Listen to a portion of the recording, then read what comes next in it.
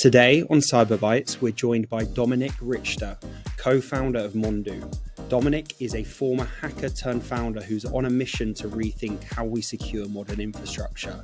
We'll unpack how a hacker's mindset shapes their approach to building security tools, why traditional tooling often fails to address root problems, and how AI is reshaping the threat landscape. Let's dive in. And we're live. So welcome, Dominic, who is the co-founder and CPO at Mondoo. It's great to have you on. How are you? Thank you for having me. It's nice to be here. Likewise. And Black Hat this week. How's it been so far for you guys? Black Hat and DEF CON this week, so I'm excited for both events. Black Hat's been pretty busy, lots of people here. So. Yeah, it's good fun. And you guys don't have a booth this week? No, we don't have a booth at this event. We've been to a bunch of other events this year already, but we're still around. So if you want to hit us up, drop us a line. Well, it's good to have you on, dude. And the way I like to start the podcast is rewind the clock. So can you give the audience an idea of who you are and also the problem that Mondoo is solving? All right. So I'm originally a pentester from Germany. I used to work at the largest telco over there, and we broke all their stuff because that was our job. That was also the most fun part of the job if you really took down some of those bigger network devices and you got deep inside. But one of the things that always surprised me as a pentester was that we were very skilled at getting into the depth of the hacking discipline. But the things that people usually did wrong were fairly simple things. For example, they didn't patch their systems or they misconfigured them. And as I was seeing more and more of it, I thought, why aren't you people just freaking fixing this thing? How hard can it be? And I switched sides and I joined their first project to build out cloud systems back in the day. And I was like, okay, I'm going to be the security person on this team. I'm going to make sure that we're going to start this right and we're going to keep it secure. Well, that plan turned into a 15-year journey in trying to make operations secure and trying to bring security and basically these platform teams closer together. Yep. And so at Mondoo, we decided, hey, we got to tackle this problem. We want to be the security company that's known for fixing your stuff, for getting you to actually to remediate. Because over the last 15 years, I think most security companies have been very focused on providing visibility, providing results. We have so many results. I can, fill a pool here in them, but we get stuck in fixing them, which is also why there are so many hacks out there. Yeah, and so in terms, if you could imagine you're a doctor, what clients, your clients, what symptoms would they be facing? So if I was a doctor, right? So let's say I'm analyzing my client and they have a bunch of security issues. Let's say you have pain in your legs, pain in your arms, you've got something in your back. Well, cool. I can analyze all the pains. I can give you a long list of every single pain point that you have. The problem is it might be in your brain. And so we're going to the core of the problem, trying to fix that, at its root, not just to treat symptoms. There's enough people also out there in medicine that are just there to relieve symptoms, right? We're all about actually fixing the core. So I guess not like a painkiller. Not just a painkiller. It's actually a good comparison, yeah. Not just the prevention, but actually going deeper to the roots and fixing that. Exactly. Got it. And I want to just curious here. So hacking background, which is super interesting. Yeah. Is there any stories or is there anything you can share about the coolest thing you might have been able to break into? So I can say that it's network equipment. Okay. And I can tell you enough of the story that it was in the early days of IPv6. It is always, by the way, we'll get to this in a little bit as well. If you have new technologies that come out, that is usually Christmas for us on the pen testing side. It's awesome, let's dive into it. Probably, they haven't thought about all their security stuff. And the answer is no, nobody does.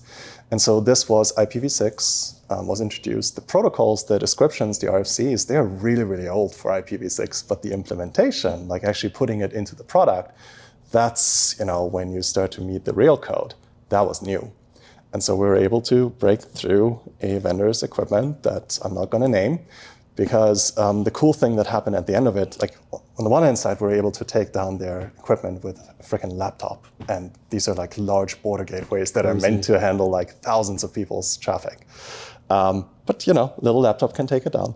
And then it went as far as being in a room with a bunch of lawyers, which made it very clear what we're about, what we can and can't talk about. So, okay. Yeah. There you go.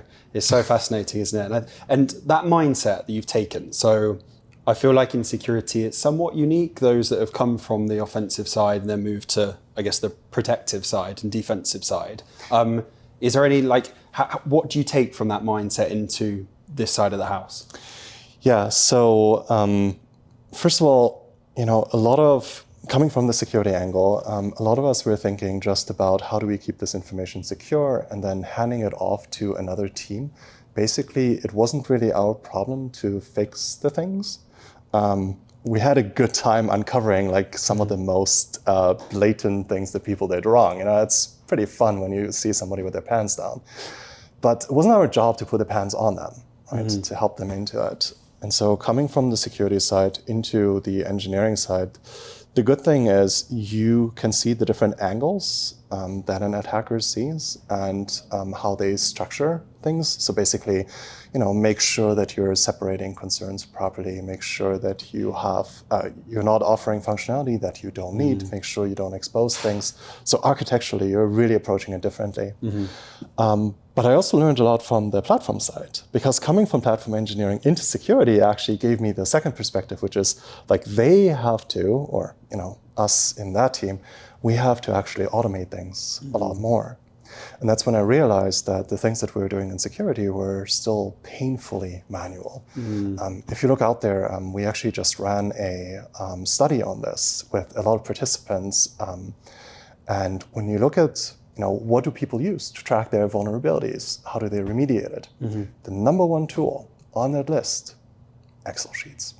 Really, yeah. Still is. We're 2025, right? It's still in Excel. So you're coming from the platform side, and for you, it's all about automation. You want to make sure that you automate these things, and then you take that mindset to security, and that's when you start to grow. And on the remediation side, from what you see from your customers, is there resistance to do that auto remediation? Or is that still a barrier it's just going to get, I guess, overcome over time? It still is, yeah. And if you look at the study results, it's actually not a surprise. We've seen that, for example, only 22% of our respondents were actually using continuous delivery pipelines to put their fixes into production.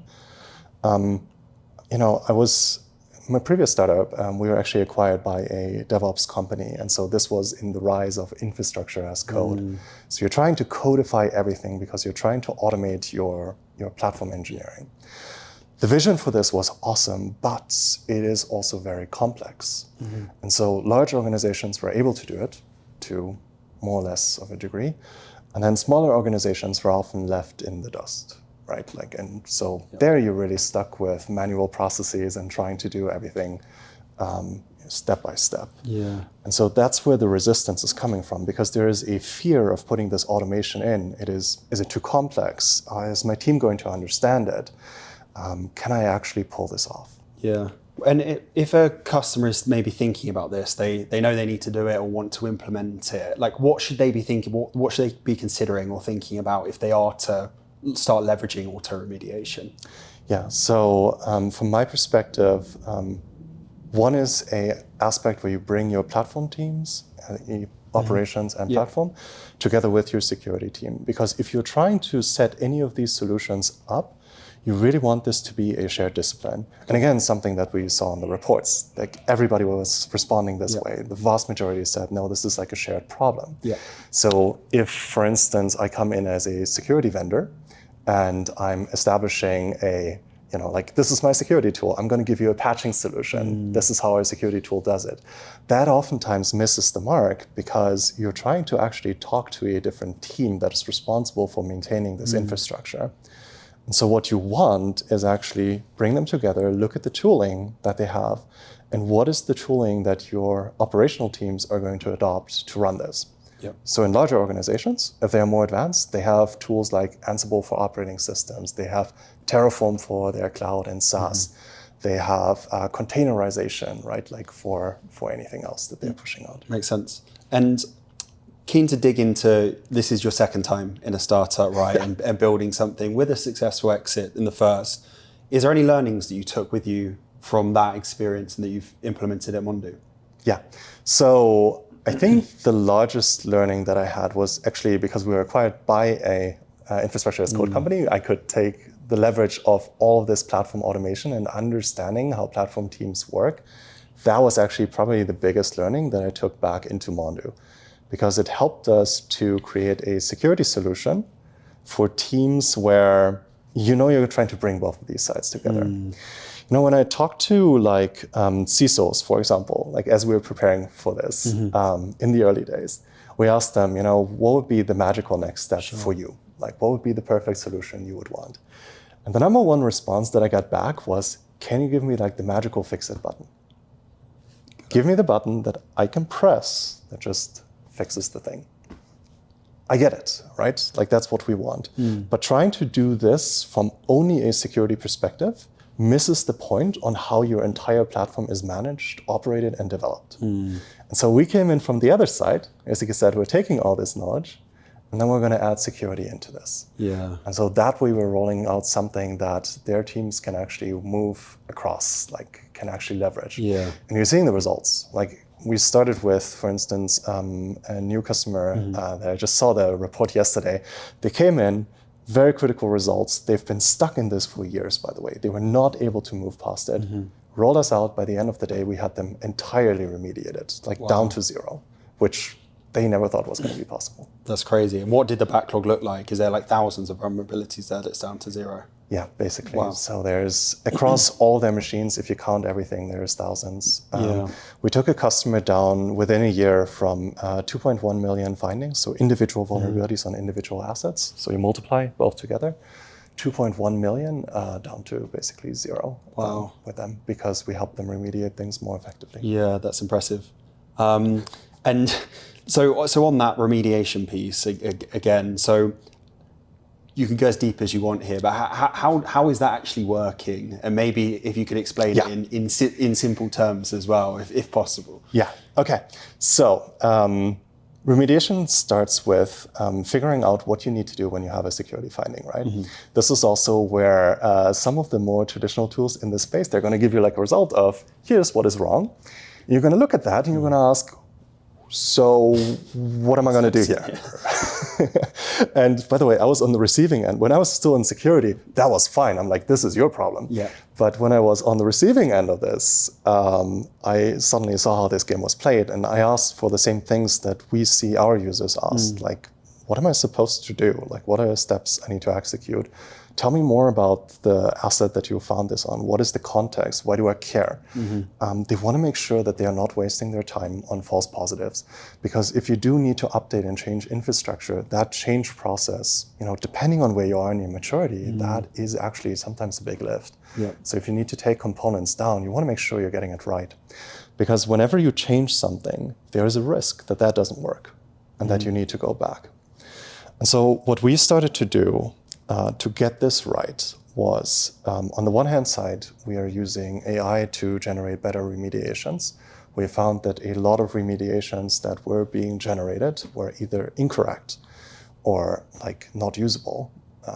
Either of those is crap for the team that needs to consume them. So we're doing that.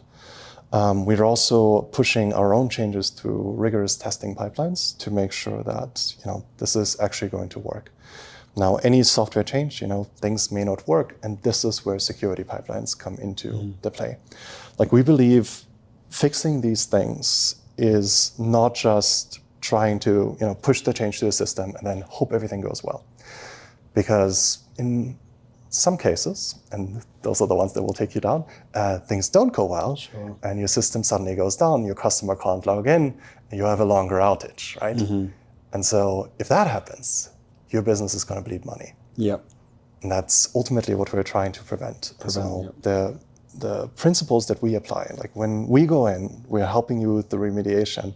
We're actually using these so-called security pipelines that we're setting up, which allow you to create like a collaboration ground between security and operations. So they can review, they can push back, you can literally talk to the AI and you can say like, all right, like we can do the patch Windows things, But the Linux systems that you have there, like, we got to go and test those separately. Sure. And we'll basically update that security pipeline and only deploy the things that you're asked to do because you have more confidence. Yeah.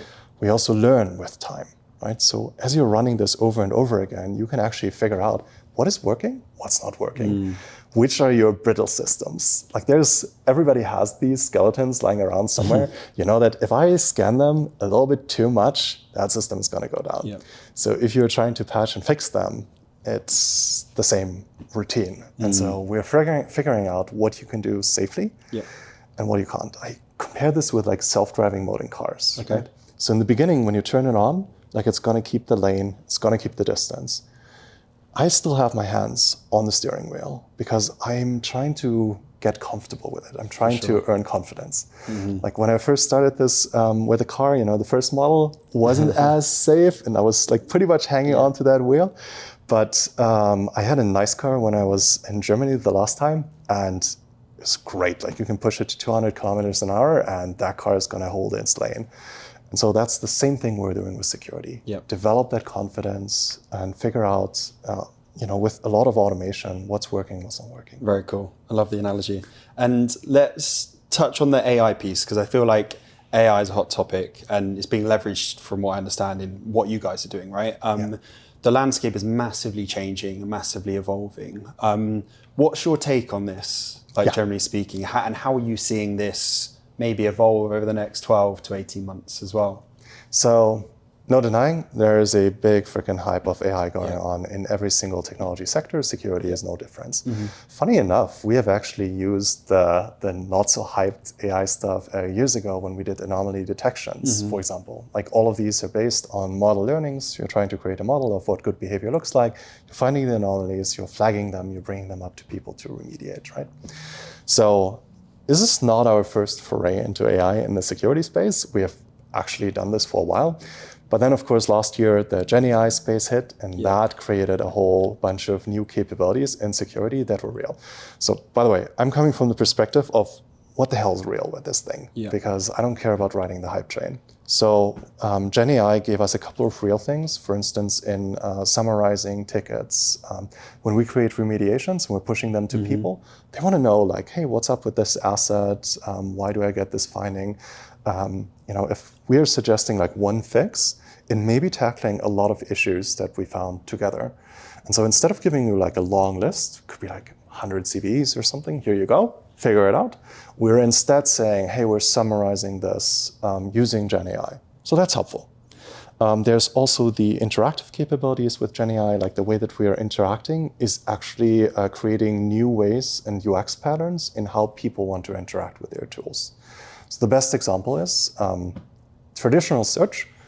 Let's say I search for a CV, you get like a whole bunch of results. It's like the traditional Google, like I have my 10 entries. This has now changed. When I search for my CVE, what I want is you to tell me where I have this CVE, give me context, and show me what applies to me. So that's basically that whole wave that GenAI gave us. And now we're at the middle stages of the agentic wave. Sure. So this is moving from, and by the way, all these terms get clustered together into this, like, oh yeah, this is just AI, right? Like, it's the magical thing that does everything. So agentic is a fairly still growing wave currently, where you're trying to leverage automation, but with the help of AI to help configure, set it up, run it, and work with the results. Sure. When I mentioned before that in infrastructure as code, in the platform engineering, things were very, very complex. Like, a lot of users couldn't adopt it because of that complexity. Like, you have to have very, very advanced engineers, right, to roll this out. Well, agentic is actually changing this space, because now I can, like, for instance, I may not know every single API that we use to automate things, but I can have a AI chatbot that I talk to that I can say, hey, I want you to set up these remediation pipelines, give them to me for review. Once I get comfortable with it, you can put it on repeat. Like, every week, I want to make sure that this rolls out. I want you to create these reports for me, and so on. So it's leveraging the GenAI wave of having a human-centric interaction, but it's combining that with the technologies that we built around automation. And that's why also, for instance, at Mondoo, we believe that, it's not about a security tool trying to do everything on its own, like trying to rebuild the wheel. No, it's like we're trying to put the wheels that work on the car. We're just trying to make it self-driving. Whereas like many others that we're seeing, like they're trying to rebuild it. And I think when we were chatting before, you mentioned that some of the security tools in the ecosystem are somewhat maybe doing a disservice. Is that tied into your point? And can you expand on what you mean by that? Yeah. So this is from our experience, having worked in this field for a very long time. We saw that, if you look at people's complaints about security, like what are they complaining about? Well, alert fatigue. There's too much shit throwing at me. They're complaining about bad remediation guidance. They're complaining about bad tickets that are being created. And if you start to analyze these at its core, right? Like, why are we creating bad tickets? Well, it's because for the most part, it's been a checkmark. And in many organizations, it's security teams buying the tool, or you're buying it as a security tool primarily motivated for that, but not as a shared responsibility tool to actually fix your security issues. And so a lot of the traditional tools that we have seen have actually done a disservice because on the one hand side, you're flooding people with results that don't matter just because you're trying to be the tool that finds the most. There's also been the defensive move of saying, as long as I find all the stuff, if they get hacked, I can always go back and say, like, it was in there, right? Like, you just have to sift through it and find the millions of other vulnerabilities, right? Yeah. And it's been a little bit of that finger pointing game. It's like, no, it's your fault. You should have implemented the fix. Like, why doesn't that happen? And we've propagated that attitude. We've propagated the attitude of, it's not my problem. Like, I have got enough to do in security. Look, I come from pentesting, right? Like, space is really, really demanding to do well. You have to spend a lot of time diving very, very deep into technology. And so I get why, I can't be wrapping my head around fixing the whole thing, either. Like, I have to really focus on my discipline. But ultimately, and this is what we're getting from the surveys too, these two teams want to work together. And so what we're trying to do is actually build bridges between them. Like, we're very conscious that we're talking to a security team and we're talking to a platform team. We're trying to do right by both of them so that the finger pointing can stop. Yeah, makes sense. And let's, I guess, finish on Mondoo and what you guys are up to, because there's a lot of exciting stuff here. First, before we do, why Mondoo? Like, you've touched on it a bit, but like, why did you feel the need that this is the right time to build this type of product in the market? Yeah, so we came from an area where, cloud was rising and we had container technologies come in. And we saw that a lot of the security tools are like very narrowly focused on a specific problem. Sure. Nothing wrong with that. That's fine. So I have like a tool for my operating systems. I have a tool for my containers. I have a tool for my images. I have a, the whole shift left movement of, hey, we're trying to get closer to the engineers. Let's just shift left, like take a tool, dump it in their pipeline, and it's going to work out. Again, point solutions. All of these are point solutions.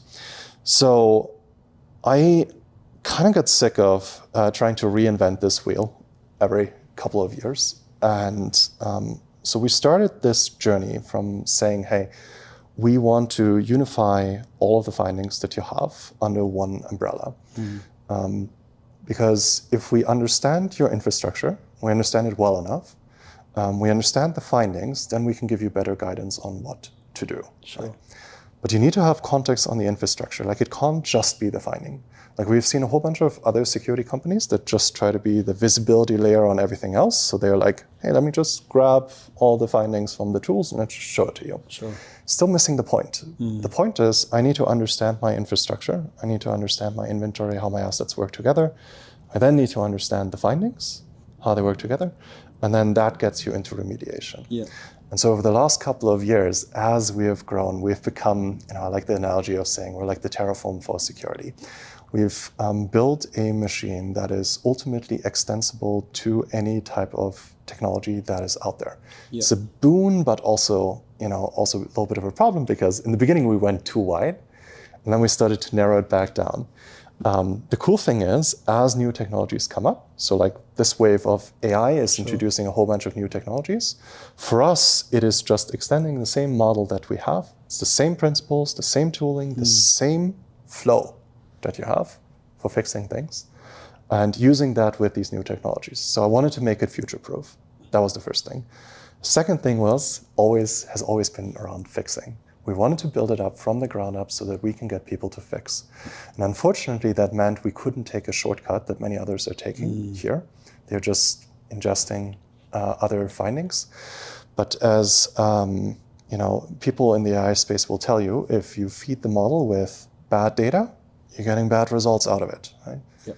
This is when the model will suggest to put glue on your pizza to make the salami stick. So we knew that we had to create a more solid foundation for the data and for the context of the environment. And that's why we started from structuring the data, building it into a giant graph, and then feeding that into the AI to get to better results. Love it. So don't find, but don't just find, fix as well is the element. Got it. And finally, to wrap this up, it's been a pleasure, by the way, to have you on. I feel like we could talk for another hour. What's the future look like for you guys over the next maybe 12 months?